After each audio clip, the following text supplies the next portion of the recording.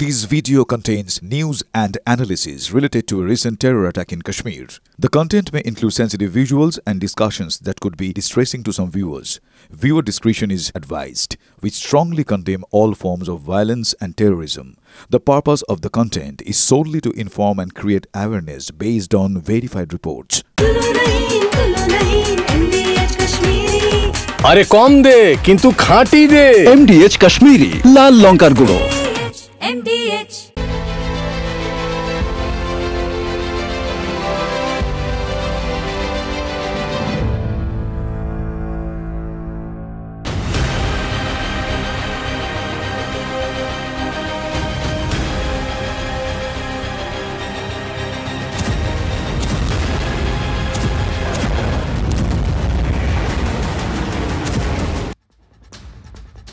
মূল অ্যাকশনের আগে হটলাইনে ভারতের আর এক অ্যাকশন। কি সেই অ্যাকশন? পাকিস্তানের ডিরেক্টর জেনারেল অফ মিলিটারি অপারেশনসকে ফোনে সরাসরি হুঁশিয়ারি শোনালো ভারত। পাকিস্তানকে সমঝে দিল ভারতীয় সেনা। সীমান্তে সংঘর্ষ বিরতি লঙ্ঘন করা নিয়ে কড়া বার্তা ভারতীয় সেনার। পাকিস্তানের ডিজিএমওকে মানে director general of military operations শাসানি ভারতের ডিজিএমওর সংঘর্ষ বিরতি চুক্তি লঙ্ঘন করা বন্ধ করুন, নইলে কি হবে? নইলে মারাত্মক ফল ভুগতে হবে বলল ভারত। একেবারে হটলাইনে পাক সেনাকে কড়া ভাষায় বার্তা ভারতীয় সেনার।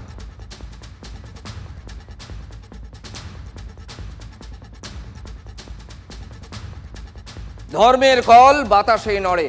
পেহেলগাঁও হামলার পেছনে যে পাকিস্তানি তা আর লুকোনো নেই। প্রত্যেক দিন একের পর এক অকাট্য প্রমাণ উঠে আসছে ভারতীয় গোয়েন্দাদের হাতে গরম প্রমাণ ভারতের কাছে। প্রত্যাঘাত হবেই, কিন্তু সেই পথটা কি? দেখুন, পর 5টি গুরুত্বপূর্ণ সর্বোচ্চ পর্যায়ের বৈঠক করেছেন প্রধানমন্ত্রী নরেন্দ্র মোদী তার বাসভবনে। প্রস্তুতি একেবারে সারা। এবার অ্যাকশন। ব্যাক টু ব্যাক 5টি বৈঠক, পরপর 5টি গুরুত্বপূর্ণ বৈঠকে প্রধানমন্ত্রী। মঙ্গলবার মোদী বৈঠক করেন 3 সেনাবাহিনীর প্রধানের সঙ্গে। সেখানেই প্রত্যাঘাত কৌশলে সেনাকে ফ্রি হ্যান্ড দেওয়ার বার্তা দেন মোদী। আর বুধবার পরপর বৈঠকে প্রধানমন্ত্রী। প্রথমেই ক্যাবিনেট কমিটি অন সিকিউরিটির বৈঠক, তারপর রাজনৈতিক বিষয়ক মন্ত্রিসভা কমিটি বা সিসিপিএ, তারপর কেন্দ্রীয় মন্ত্রিসভা বা সিসিইএ এর বৈঠকে মোদী। ক্যাবিনেট মিটিংয়ের পর রাজনাথ অমিত শাহর সঙ্গেও আলাদা করে বৈঠক করেন প্রধানমন্ত্রী। বড় বৈঠকে মোদী। তাহলে কি বড় action? 2016 Yuri surgical strike, 2019 Balakot air strike, এবার 2025 প্রত্যাঘাত। আবারও প্রত্যাঘাত হবেই, কিন্তু কোন পথে এখনো ঠাউরি করতে পারছে না পাকিস্তান। তবে প্রত্যাঘাত যে হবেই সেই বিষয়ে পাকিস্তান নিশ্চিত। 2019 সালে বালাকোট এয়ার স্ট্রাইকের পর যত সেনা মোতায়েন করেছিল পাকিস্তান, এবার তার থেকে বেশি বাহিনী সীমান্তে পাঠানো হয়েছে। জল, স্থল, আকাশে হাই অ্যালার্টে পাক সেনা। গোটা বিশ্বে মুখ পুড়েছে। পিঠ বাঁচাতে এখন নির্লজ্জ চেষ্টা ইসলামাবাদের। রাষ্ট্রপুঞ্জ নিরাপত্তা পরিষদের নিন্দার পর দ্য রেজিস্ট্যান্ট ফ্রন্ট বা টিআরএফ এর ঢাল হলেন পাক বিদেশমন্ত্রী। টিআরএফ হামলা চালিয়েছে, প্রমাণ কোথায়? প্রশ্ন পাক বিদেশমন্ত্রী ইশাক দারের। দিনকে রাত বানিয়ে দিলেন পাক বিদেশমন্ত্রী, অথচ পেহেলগাঁওয়ে হত্যালীলার দায় স্বীকার করেছে এই টিআরএফই। পাকিস্তান যে সন্ত্রাসবাদীদের মদত দেয় তা তো আর গোপন নেই। এই আবহে তাই একদিকে সীমান্তে সেনা বাড়াচ্ছে পাকিস্তান, আবার জঙ্গিদের নিরাপদে সরিয়ে ফেলছে। পাক অধিকৃত কাশ্মীর থেকে বাহাওয়ালপুর একের পর এক জঙ্গি শিবির সরানো হচ্ছে। গত দুদিনে সরানো হয়েছে অন্তত 50টা জঙ্গি শিবির। এমনকি পাক সেনার নির্দেশ মানতে বলা হয়েছে জঙ্গিদের। কিন্তু যত যাই করুক পাকিস্তান, প্রত্যাঘাত যে হবে সেটা নিশ্চিত।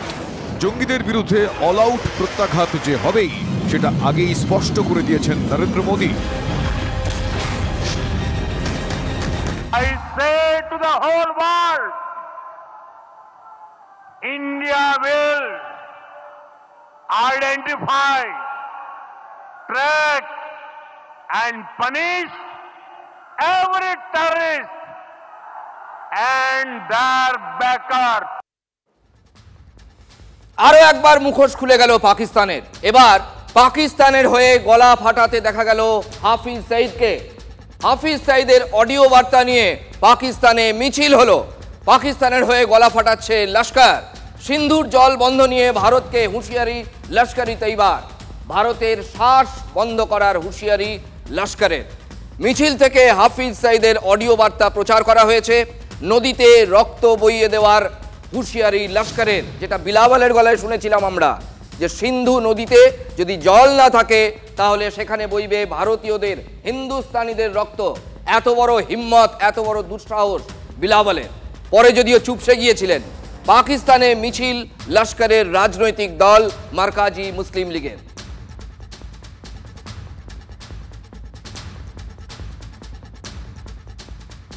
তাহলে এবার বড় অ্যাকশন। প্রশ্ন হচ্ছে কবে? দেখুন, পর পর বৈঠকে নরেন্দ্র মোদী, প্রত্যেকটা বৈঠক একেবারে টপ মোস্ট ইম্পর্টেন্সের, গুরুত্বের দিক থেকে, এবং প্রত্যেকটা বৈঠকেই কিন্তু আলোচনার বিষয়বস্তু এটাই যে যুদ্ধ যদি ঘোষণা করতে হয়, ভারতকে যদি আঘাত হানতে হয় পাল্টা, তাহলে আগে নিজেদের কোন কোন ফ্রন্টকে গার্ড করতে হবে।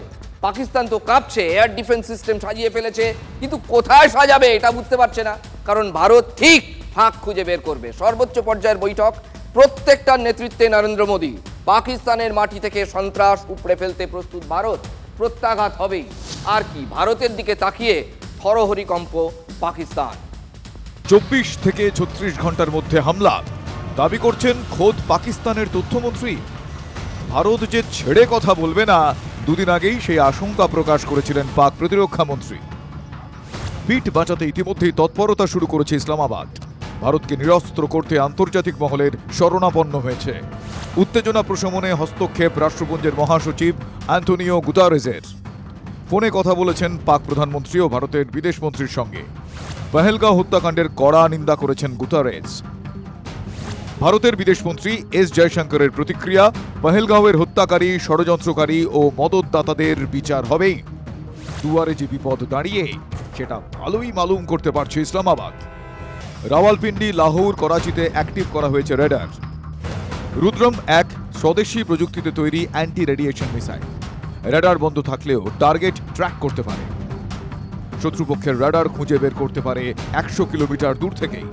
রুদ্রম এক মিসাইলের রেঞ্জ 100 থেকে 250 কিলোমিটার, স্পিড প্রায় 2500 কিলোমিটার প্রতি ঘন্টা। একা রানে রক্ষে নেই সুগ্রীব দোসর। এবার KH-31P মিসাইল, এটা supersonic anti radiation missile. Range 120 থেকে 250 কিলোমিটার, স্পিড 4300 কিলোমিটার প্রতি ঘন্টা। 100 কিলোমিটার দূর থেকেই এটা লঞ্চ করা যায়। উঁচু গতিতে, প্রচন্ড গতিতে নিচে যেতে পারে, কোনো রাডার ধরতে পারে না। বুঝলেন, ইসলামাবাদ যতই আটঘাট বাঁধুক, শুধুমাত্র এই দুটো মিসাইল ছুড়লেই মুখ থুবড়ে পড়বে পাকিস্তান।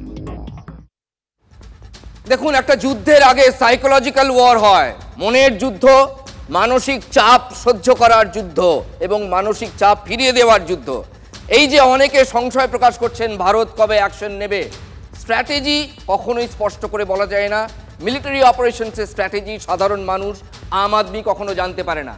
কিন্তু একটা দিন এমন আসবে, এই ফাঁকেই কোনো একটা দিন, প্রত্যাশা সেটাই, যেদিন ভোরবেলায় গোটা ভারত ঘুম থেকে উঠে দেখবে পাকিস্তান প্রত্যাঘাত পেয়ে গেছে।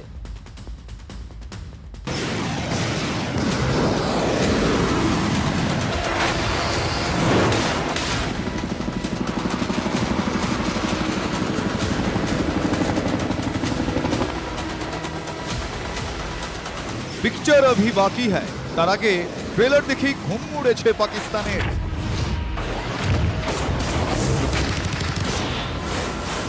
অপারেশন আক্রমণ, মহড়ার ময়দানে রাফাল নামতেই থরহরিকম্প ইসলামাবাদে।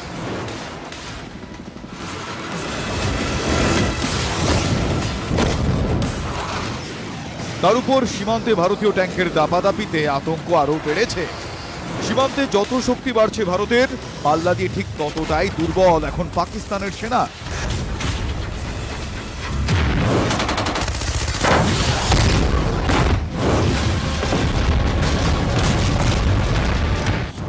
ইতিমধ্যেই পাক সেনার বহু কর্তা ও জওয়ান দেশ ছেড়েছেন।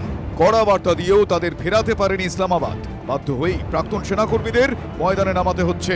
ওদিকে পাক সেনার গলার কাঁটা হয়ে বিঁধছে বালুচিস্তানের বিদ্রোহ, সেখানে বড় ক্ষয়ক্ষতির মুখে পাকিস্তানের সেনা।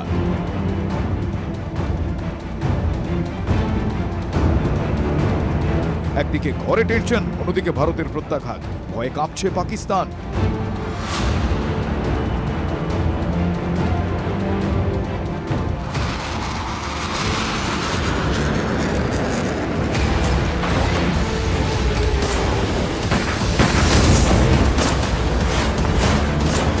প্রত্যাঘাতের আশঙ্কায় পাক অধিকৃত কাশ্মীরে অস্ত্র মজুত করছে পাক সেনা। মোতায়েন করা হয়েছে ব্যালিস্টিক মিসাইল, চীনের তৈরি MBRL বা মাল্টি ব্যারেল রকেট লঞ্চার। চাম সেক্টরে মোতায়েন করেছে KRL 122 MBRL বা আল খালিদ ট্যাঙ্ক।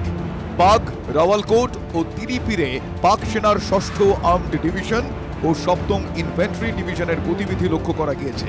পাক সেনার এই দুটি ডিভিশনকে দেখা যায় পাকিস্তানের পাঞ্জাব ও গুজরানওয়ালায়। একই সঙ্গে দুটি মহড়া শুরু করেছে পাক বায়ুসেনা। মহড়ার গালভরা নাম ফিজা ই বদর ও ললকর ই মোমিন। মহড়ায় অংশ নিয়েছে J-10C, JF-17 ও F-17 যুদ্ধ বিমান। ঘরেই পরপর বিদ্রোহের মুখে পাক সেনা। পাখতুনখোয়ায় ফের পাক সেনার বিরুদ্ধে ক্ষোভ উগরে দিল পাশতুনরা। ভারতই যদি পাক সেনার শত্রু হয় তাহলে কেন আমাদের খুন করা হচ্ছে? জমায়েত করে পাক সেনার বিরুদ্ধে ক্ষোভ উগরে দিল বিদ্রোহীরা। ঘরেই বিদ্রোহের মুখে পাক সেনা এবং পাকিস্তান, বলতে পারেন পাকিস্তানের সরকার। পরপর বিদ্রোহের মুখে পাক সেনা। পাখতুনখোয়ায় ফের পাক সেনার বিরুদ্ধে ক্ষোভ উগরে দিল পাশতুনরা। ভারতই যদি পাক সেনার শত্রু হয় তাহলে কেন আমাদের খুন করা হচ্ছে? জমায়েত করে পাক সেনার বিরুদ্ধে ক্ষোভ উগরে দিল বিদ্রোহীরা। पाकिस्तान के खिलाफ फौजी कार्रवाई करने का इरादा रखता है।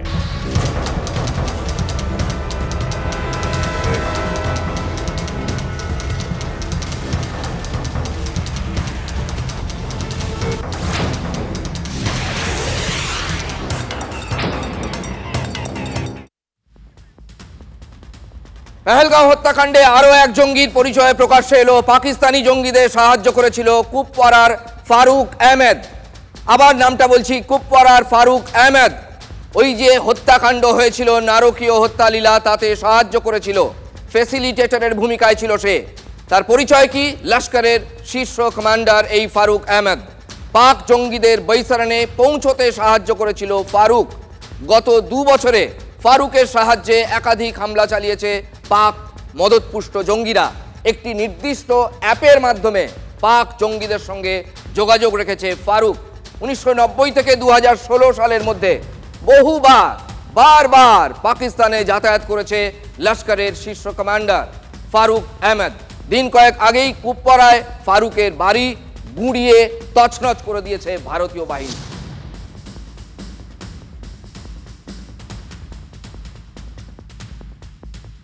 জম্মু কাশ্মীরে এখনো সক্রিয় 125 থেকে 130 জন জঙ্গি। মারাত্মক তথ্য, জম্মু কাশ্মীরে এখনো সক্রিয় 125 থেকে 130 জন জঙ্গি। গোয়েন্দা রিপোর্টে চাঞ্চল্যকর তথ্য। এর মধ্যে কাশ্মীর উপত্যকায় 70 থেকে 75 জন জঙ্গি এখনো সক্রিয়। জম্মু এবং রাজৌরিতে সক্রিয় 60 থেকে 65 জন জঙ্গি।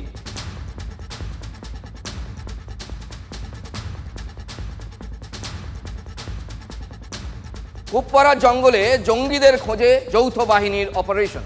পাইন আর চিনারের জঙ্গলে অভিযানের সাক্ষী TV9 বাংলা। কাশ্মীর পুলিশ এবং CRPF এর যৌথ অপারেশন। কুপওয়ারাতেই সম্প্রতি খুন হন এক শ্রমিক।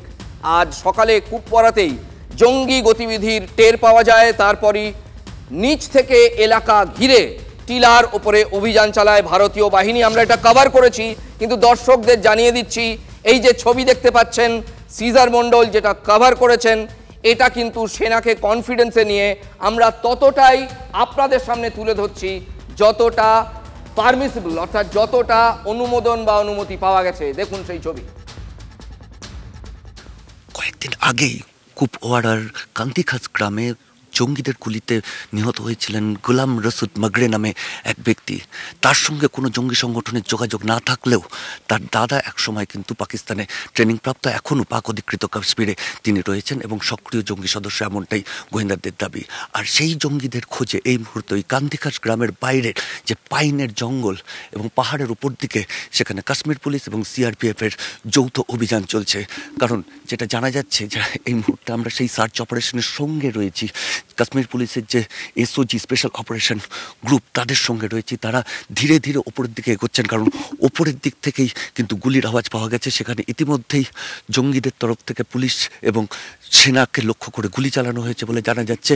এবং এই দ্বিতীয় যে বাহিনী, যেটা অতিরিক্ত বাহিনী, সেই অতিরিক্ত বাহিনী এই মুহূর্তে গোটা এলাকা ঘিরে, এই সামনে দেখা যাচ্ছে গোটাটাই পাইন জঙ্গল এবং তারপরেই উঁচু পাহাড় রয়েছে, ওই দুর্ভেদ্য জঙ্গল, সেই জঙ্গলের মধ্যেই কোথাও জঙ্গিটা লুকিয়ে রয়েছে এমনটাই কিন্তু পুলিশের দাবি। এবং সেনা আধিকারিকরা সেই লক্ষ্যেই পুরো জায়গাটা আমি দেখাবো, আমার ডান দিক বাঁ দিক সমস্ত দিকেই কিন্তু বিভিন্ন গাছের আড়ালে কাশ্মীর পুলিশের এসওজির জওয়ানরা রয়েছেন, সিআরপিএফের জওয়ানরা রয়েছেন এবং ধীরে ধীরে তারা কিন্তু এগোনোর চেষ্টা করছেন পাহাড়ের উপরের দিকে, যেখানে এই মুহূর্তে গুলির লড়াই চলছে এবং যেখানে জঙ্গিরা লুকিয়ে আছে বলে মনে করা হচ্ছে।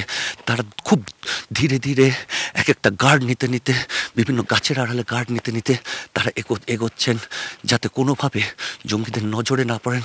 এখানের যে বড় গাছগুলো আছে, এই বড় গাছগুলোর আড়ালে থেকে থেকে জওয়ানরা ধীরে ধীরে ওপর দিকে ওঠার চেষ্টা করছেন, কারণ ওপরেই জঙ্গিরা লুকিয়ে রয়েছে এবং যে কোনো সময় উপর থেকে গুলি বর্ষণ হতে পারে। বারবার আমরা কাশ্মীর পুলিশের যে টিমের সঙ্গে রয়েছে, সিআরপিএফের টিমের সঙ্গে রয়েছে, তারা কিন্তু আমাদের সাবধান করছেন যে কোনোভাবে, আমি দেখতে পাচ্ছেন ওখানে পাথরের আড়ালে কিন্তু দুই জওয়ান লুকিয়ে রয়েছেন, কারণ ওপর থেকে যে কোনো সময় গুলি আসতে পারে সেই কথা মাথায় রেখে কিন্তু অত্যন্ত সতর্কতার সঙ্গে তারা এগোচ্ছেন। এবং আমাদেরও বারবার তারা বলছেন আর যাতে আমরা না যাই, কারণ ওপরে যে কোনো সময় ওপর থেকে কিন্তু গুলি বৃষ্টি হতে পারে, কারণ এলোপাথারি গুলি চালায় জঙ্গিরা। এবং সেক্ষেত্রে কিন্তু আমরা যেহেতু অনেকটা সামনে ফাঁকা জায়গা রয়েছে এবং বড় গাছের আড়াল ছাড়া আমাদের কোনোভাবে যেতে না করছেন সেনা আধিকারিকরা।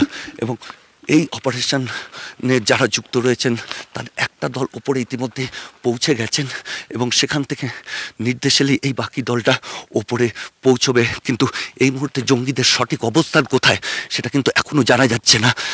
কয়েক ঘন্টা আগে গুলির লড়াই চলেছে এবং সেই গুলির লড়াই হওয়ার পরে যদি তাদের ডিরেকশন চেঞ্জ করে থাকে, তাদের অবস্থান চেঞ্জ করে থাকে, তাহলে যে কোনো সময় বিপদ আসতে পারে এবং সেই বিপদ যে কোনো সময় আসতে পারে ভেবেই কিন্তু প্রস্তুত হয়ে রয়েছে বাহিনী। কারণ তারা অন্য কোনো দিক দিয়ে নেমে আসার চেষ্টা করতে পারে এবং সেখানে বাহিনীর মুখোমুখি হলে এলোপাথারি গুলি চালাতে দ্বিধা করবে না এই জঙ্গিরা। এবং সেই জায়গা থেকে আমাদেরও বারবার না করা হচ্ছে আর যাতে আমরা ওপরে না যাই। এবং এই রকমই সার্চ অপারেশন কুপওয়াড়ার বিভিন্ন জায়গায় চলছে, উপত্যকার বিভিন্ন জায়গায় চলছে।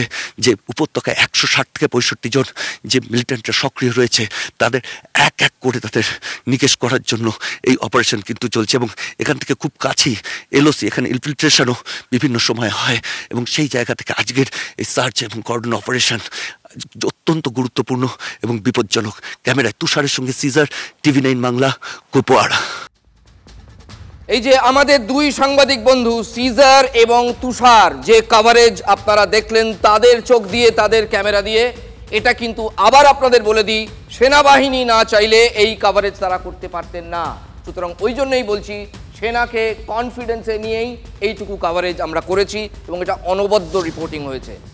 হাইটেক যন্ত্র নিয়ে পেহেলগাঁওয়ের বৈসারানে পৌঁছলো এনআইএ। ঘটনাস্থলে করা হচ্ছে 3D ম্যাপিং।